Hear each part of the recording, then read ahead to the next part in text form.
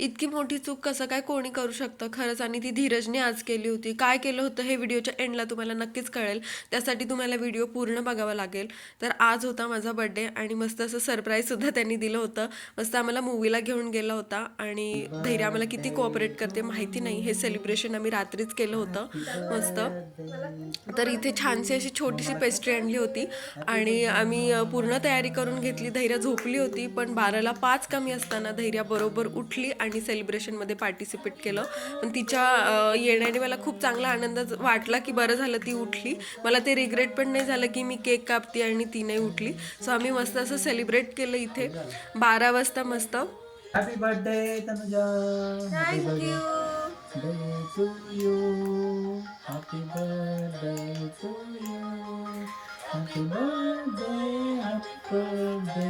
Happy birthday sorry, मी हे फुकायची विसरली.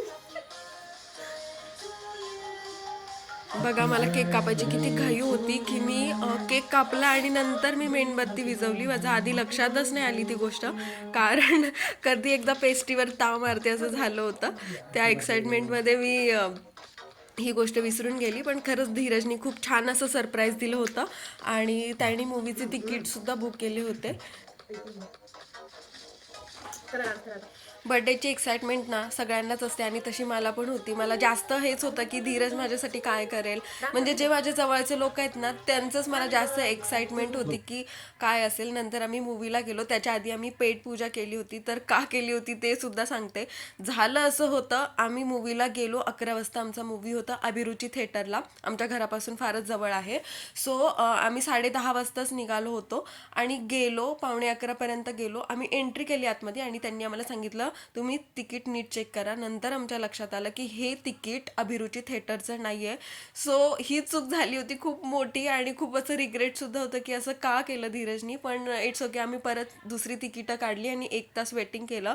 सो त्यामुळे असं झालं की मस्त धैर्याला खेळायला सुद्धा मिळालं. आमची पेटपूजा झाली, मस्त फोटो झाले आणि रात्री आम्ही गेलो होतो डिनरला. तो पहिला घास धीरजनी मला भरवला आणि अशा पब्लिकमध्ये तो खूप ऑकवर्ड फील करतो. सो खूप छान सेलिब्रेशन केलं, डिनर केलं खूप छान. आणि इथं धैर्याने सुद्धा खूप चांगलं म्हणजे आम्हाला कोऑपरेट केलं. मूवीला तिने आम्हाला खूप चांगलं कोऑपरेट केलं. मी फर्स्ट टाईम तिला घेऊन गेलो होतं.